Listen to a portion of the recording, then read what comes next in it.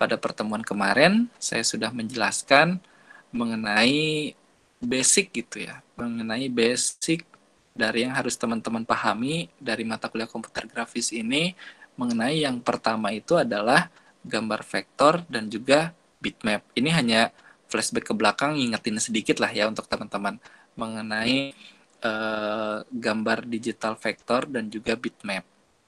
Oke, sebelum saya jelaskan, kira-kira ada yang masih ingat nggak sih? Ada yang nyantol-nyantol dikit nggak sih di apa di ingatan kalian gitu ya? Apa sih bedanya vektor dan juga bitmap? Ada yang masih ingat kemarin yang saya jelaskan?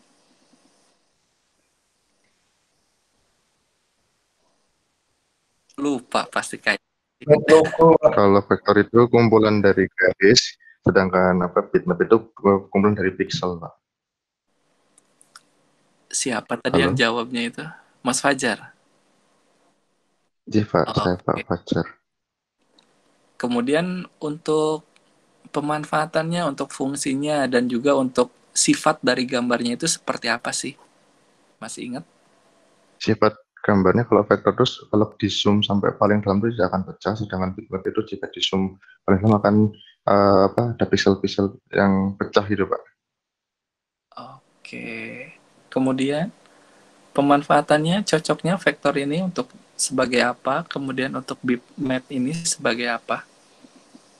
Kalau vektor itu bisa buat untuk ilustrasi, Kemudian untuk yang bitmap itu untuk kayak gambar-gambar bergerak kayak GIF itu. oke, salah satunya untuk itu. NIM-nya berapa Mas Fajar? 1637, Pak. Oke, bentar-bentar.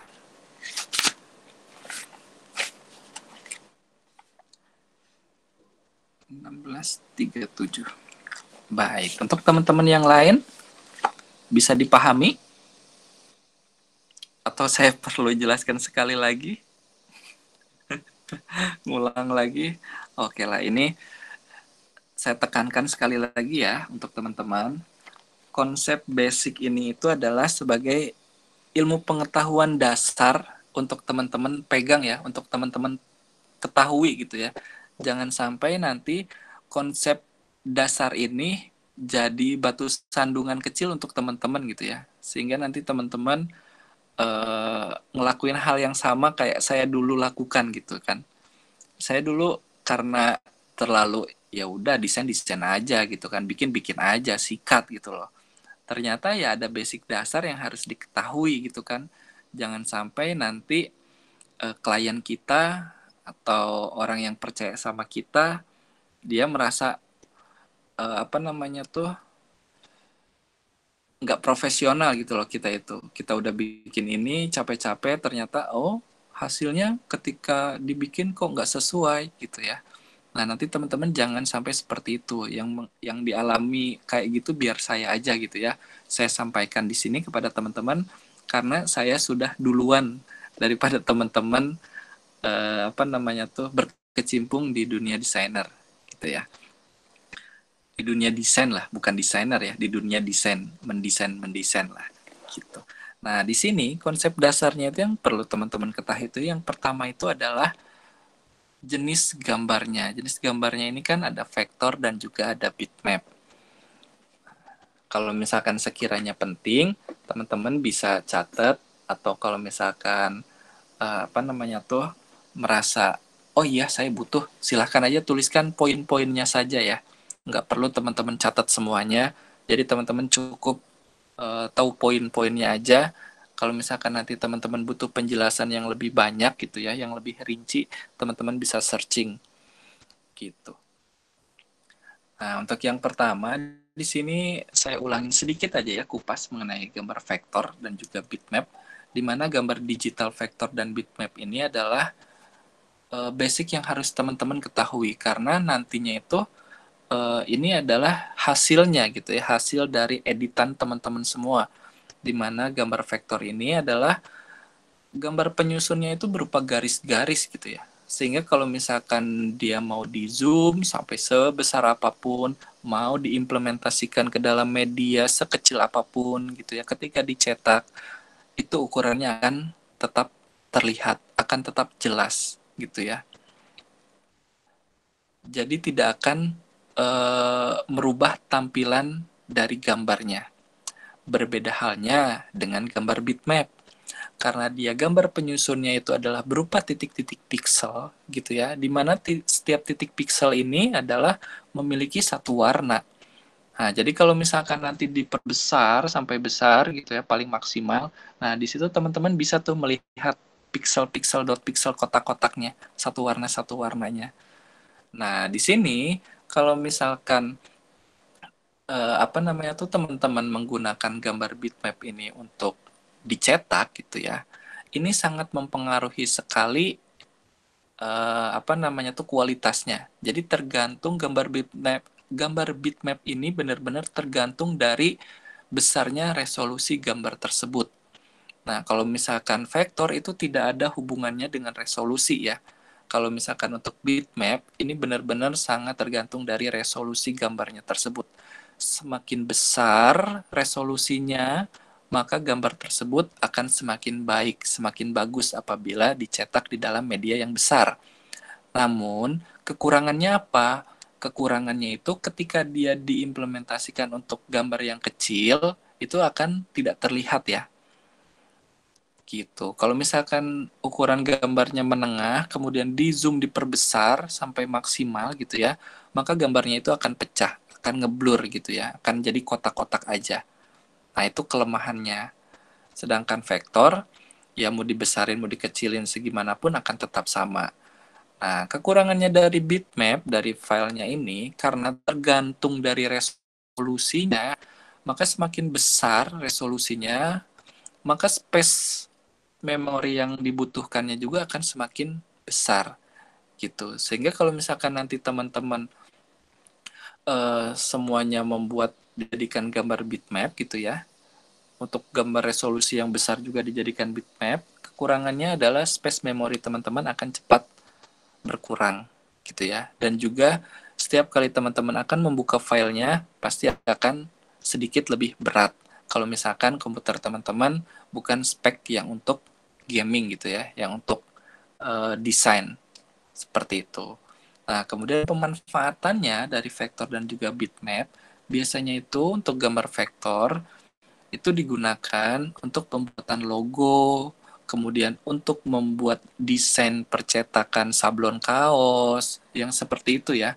Jadi yang ketika diubah ukurannya, di gimana pun nanti akan tetap sama gitu. Dia tidak akan berubah kualitas dan juga tidak akan mengurangi dari bentuk curve atau dari gambarnya itu sendiri. Nah, kalau misalkan untuk bitmap di sini biasanya untuk apa sih? Nah, biasanya bitmap ini untuk desain sebuah foto gitu ya, untuk dicetak, untuk yang media digital juga bisa. Namun di sini bitmap biasanya ya untuk memanipulasi foto, untuk desain foto gitu ya dan lain sebagainya. Nah, itu gambar bitmap. Bisa dipahami ya teman-teman. Jangan sampai nanti konsep basic ini kalau ditanyain apa sih bedanya vektor sama bitmap, teman-teman cuma tahu vektor garis, bitmap dari pixel, cuman gitu doang. Jangan sampai ya, teman-teman harus bisa menjelaskan gitu. Nah, kemudian yang kedua, ini juga saya nggak tahu nih, teman-teman masih ingat apa enggak nih. Yang kedua basic yang harus teman-teman ketahui itu adalah format RGB dan juga CMYK. Kira-kira masih ingat apa enggak nih? Format RGB dan CMYK. Selain Mas Fajar, yang Oh, lainnya ada? baru mau saja, Pak. Silahkan yang lainnya. Oke, baik. Saya jelaskan sekali lagi ya. Untuk keaktifan gitu ya, di setiap pertemuan, itu teman-teman akan memiliki nilai 1 gitu ya. Nah, nilai 1 ini berharga nggak sih, Pak? Oke, kita lihat dari sisi berharga dan tidaknya ya. Kalau misalkan nanti hasil dari final project UTS dan UAS teman-teman, kemudian teman-teman hanya mendapatkan nilai 80 gitu ya, mentok nih 80 nih, udah net banget gitu ya, udah 80 tuh udah net banget. Nah, teman-teman tidak ada nilai keaktifan nih. Sedangkan nilai 80 itu adalah nilai batas paling ujung untuk mendapatkan nilai A. Teman-teman akan mendapatkan nilai A apabila lebih dari 80. Jadi bukan lebih sama dengan ya. Rumusnya itu adalah lebih aja. Jadi nggak ada sama dengan yang. Kalau misalkan lebih sama dengan, berarti kan 80 masih termasuk. Sedangkan kalau misalkan lebih dari 80, berarti harus 81. Nah, jadi kalau misalkan nanti teman-teman nggak ada nilai keaktifan gitu ya, bayangin aja henegnya, ya apa namanya tuh, nyeselnya gitu ya. Aduh ini nilai saya 80 nih, cuman butuh nilai 1 poin aja, udah dapat nilai A. Sedangkan 80 kan nilainya B. Yaitu pilihan aja sih untuk teman-teman gitu ya, pilihan aja. Kalau misalkan ingin membantu nilai teman-teman sendiri, ya itu tergantung teman-temannya sendiri ya. Kalau misalkan ingin membantu, ya silahkan. Kalau misalkan tidak ingin membantu nilainya sendiri, ya udah gitu ya, nggak apa-apa. Saya juga nggak paksa seperti itu. Jadi nilai keaktifan ini, kalau misalkan nanti teman-teman punya 1 poin gitu ya, dari 80 ini langsung otomatis akan ditambahkan 1 poin gitu. Jadi kalau misalkan selama sisa pertemuan kita ini tinggal berapa pertemuan lagi, 9 ya, berarti nanti teman-teman punya 9 poin gitu kan. Bayangin kalau misalkan teman-teman nilainya 80 dan 9 poin ini tidak akan saya kurangin loh ya. Ini benar-benar murni untuk membantu nilai teman-teman. Berarti nanti yang nilai 80 kalau ada 9 kali keaktifan, berarti nilainya menjadi 89 gitu. Bisa dipahami ya? Ya, jadi saya serahkan lagi sama teman-teman semuanya. Kalau mau aktif silahkan, enggak juga enggak apa-apa gitu kan. Enggak ada ruginya juga bagi saya gitu ya. Santai-santai aja. Oke, Saya mau selain Mas menjawab, Pak. Fajar, iya silahkan Mas Raffi. Ya, perbedaan Masih ingat? RGB sama CMYK, ya kan, Pak?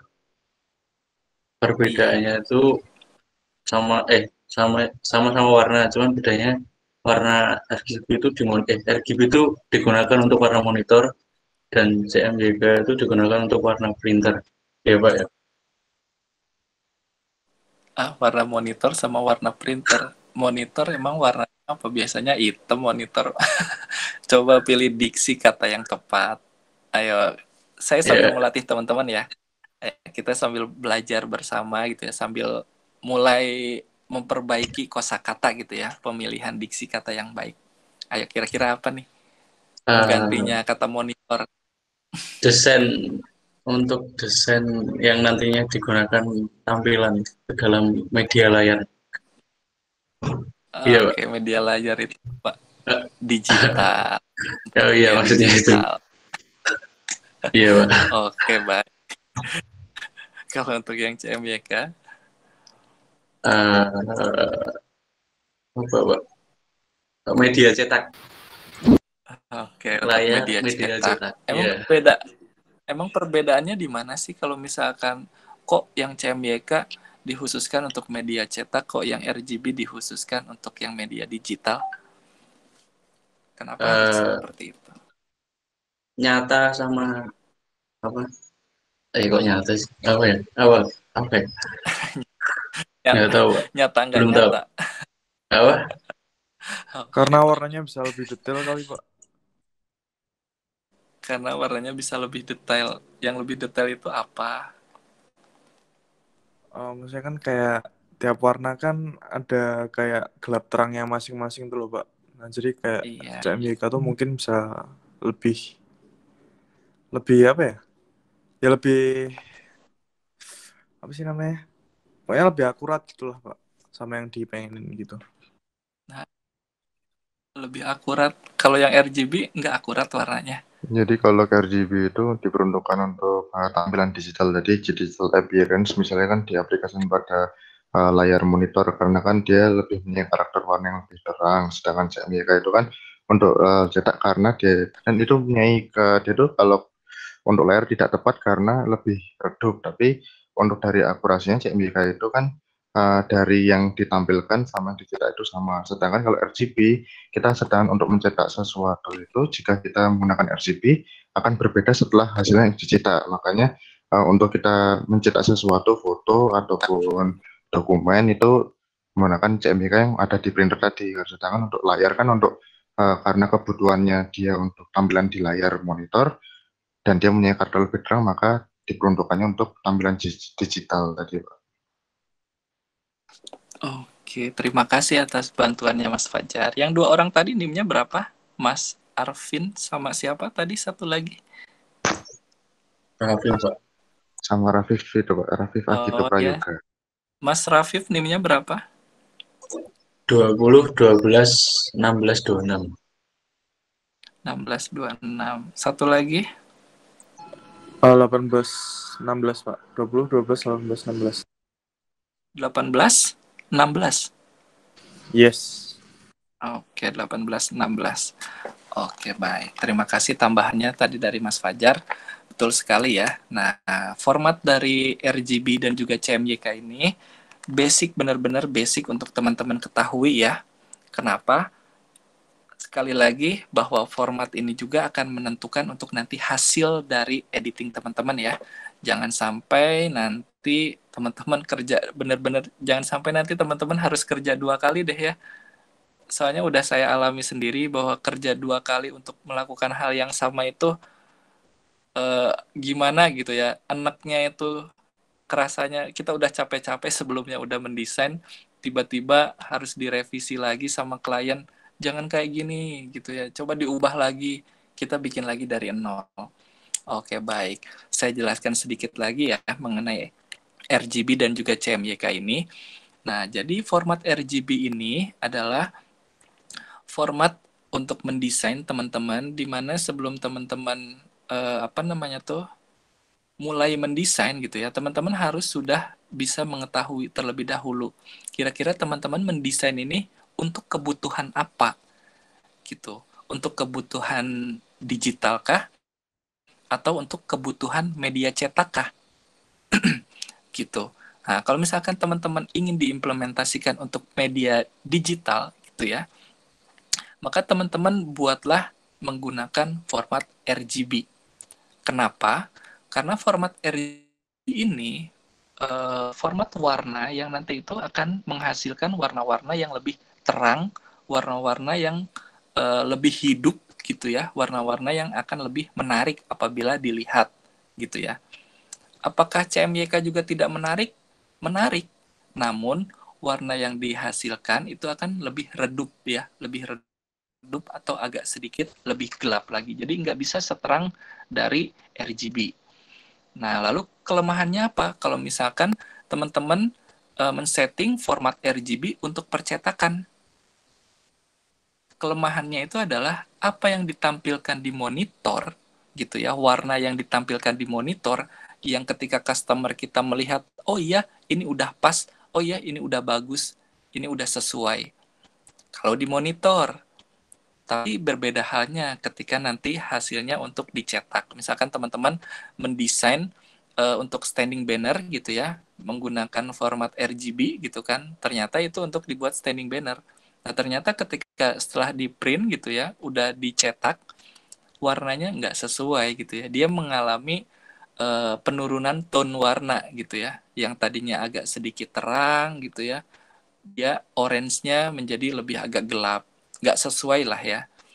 Nah, jangan sampai nanti teman-teman udah dicetak gitu, dikomplain sama customer gitu ya. Pasti teman-teman nanti akan rugi. Rugi waktu iya, rugi material juga iya, rugi materi juga iya. Teman-teman udah ngecetakin gitu ya. Nanti bisa juga kalau misalkan customernya yang udah cetak, minta, oh ini kok jadi warnanya beda. Nanti bisa juga komplain ke teman-teman, minta ganti rugi untuk biaya pencetakannya karena tidak sesuai dengan warnanya. Gitu. Jangan sampai nanti terjadi seperti itu ya, biar saya aja yang mengalami. Nah, kemudian kelebihannya yang CMYK itu apa? Nah, kelebihannya yang CMYK ini itu adalah warna yang teman-teman desain di komputer gitu ya, warna yang tampil di layar komputer teman-teman, itulah warna yang nanti akan tercetak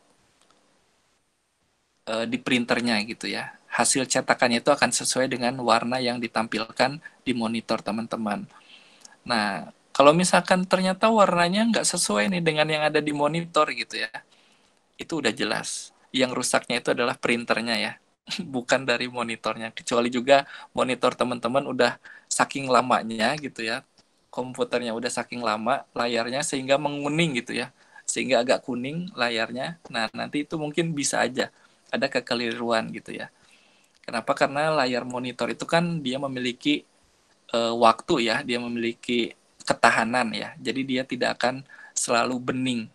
Nah, kalau misalkan layar monitor yang udah lama, misalkan sekitar 10 tahun, kalau misalkan pemakaiannya rutin gitu ya, sebaiknya, ini mah masukan aja ya, sebaiknya diganti kalau misalkan teman-teman berkecimpung di dalam dunia desain ya. Kenapa? Karena monitor itu akan sangat mempengaruhi sekali dari nanti warna yang dimunculkannya. Seperti itu. Kadang kan kalau monitor udah lama suka menguning ya, warnanya agak sedikit kekuning-kuningan gitu kan. Nah, tapi kalau misalkan sedikit kekuning-kuningan, teman-teman nggak usah dibalik ya. Kalau dibalik itu nanti gorengan, gitu kan. Jok sedikit, oke. Walaupun garing ya, kayak gorengan. Oke, nanti teman-teman harus ganti kalau misalkan yang monitornya udah agak sedikit menguning. Seperti itu konsep RGB dan CMYK.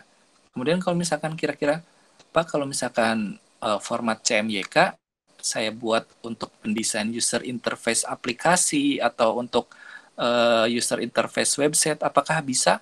Bisa, boleh. Tidak apa-apa, tidak ada yang melarang gitu ya. Namun kekurangannya itu nanti pada kualitas warnanya. Jadi warnanya agak sedikit kusam gitu ya, agak sedikit gelap, agak sedikit redup. Jadi kurang enak lah ya untuk dilihat kalau misalkan pemanfaatan format CMYK ini untuk di digital seperti itu. Bisa dipahami ya teman-teman?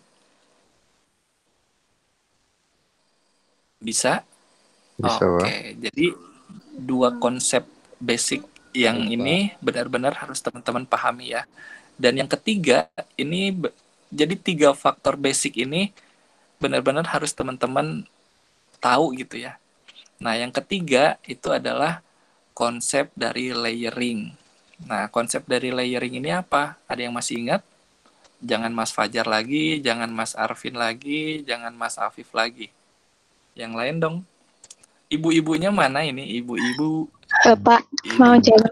Iya, Mbak Dea, silahkan. Gimana? Layer Konsep itu layering itu? merupakan kumpulan atau lapisan yang berfungsi sebagai penempatan suatu objek atau bisa juga disebut sebagai kanvas untuk sebuah objek. Oke, tepat sekali Mbak Dea jawabannya. Baca di artikel apa Mbak Dea? NIM-nya berapa Mbak Dea? Banyak. NIM-nya berapa? 20, 12, 16, 19. 16, 19. Ya. Oke. Biar cepat nanti sekali lagi saya bilang ya, kalau misalkan saya tanya NIM, cukup 4 digit terakhir aja. Gitu. Oke, teman-teman, tadi udah dijelaskan sama Mbak Dea, jadi konsep layering itu adalah bisa dibilang juga bahwa konsep layering ini adalah konsep lapisan ya, tumpukan lapisan-lapisan gitu ya, di mana tumpukan lapisan ini adalah yang akan ditampilkan di hasilnya nanti itu. Nah, jadi seperti apa? Jadi objek lapisan yang paling bawah gitu ya, maka objek itu yang akan ditampilkan di paling belakang. Dan tumpukan objek yang paling atas itu akan ditampilkan di objek yang paling depan. Jadi objek yang paling atas itu akan menutupi objek-objek di tengahnya. Gitu. Sehingga kalau misalkan nanti teman-teman mengedit ya sebuah objek gitu ya, coba perhatikan urutannya. Kalau misalkan kira-kira teman-teman ingin ditaruh di yang paling depan, maka buat posisi dia di yang paling atas. Jangan sampai nanti teman-teman sudah capek-capek edit gitu ya, ternyata lupa naruh urutannya itu ada di tengah gitu ya. Sehingga ketika nanti dilihat tampilannya, mungkin karena itu objeknya tidak terlalu dominan gitu ya, walaupun tidak yang utama gitu ya, tetapi mungkin objek itu akan membantu dari gambarnya itu sendiri. Mungkin teman-teman lupa gitu ya, teledor sedikit lah ya. Ternyata naruhnya itu di urutan yang ketiga, sehingga ketutupan tuh sama objek yang pertama dan kedua. Dan setelah dicetak, lah yang gambar ini kemana nih, kok hilang gitu, nggak ada gitu ya. Nah, jangan sampai nanti teman-teman kerja 2 kali lagi, udah selesai di print, kemudian waduh mana ini gambar yang ini ya, hilang ya. Pindahin lagi, buka lagi. Nah, jadi di dalam desain ini emang benar-benar teman-teman dibutuhkannya itu kecermatan, ketelitian, dan juga imajinasi. Itu yang harus teman-teman perhatikan banget ya. Nah, jadi ketiga konsep basic ini menjadi dasar teman-teman untuk sebelum melakukan desain ya, sebelum memulai untuk mendesain. Jadi 3 konsep basic ini yang harus teman-teman perhatikan gitu, yang harus diketahui.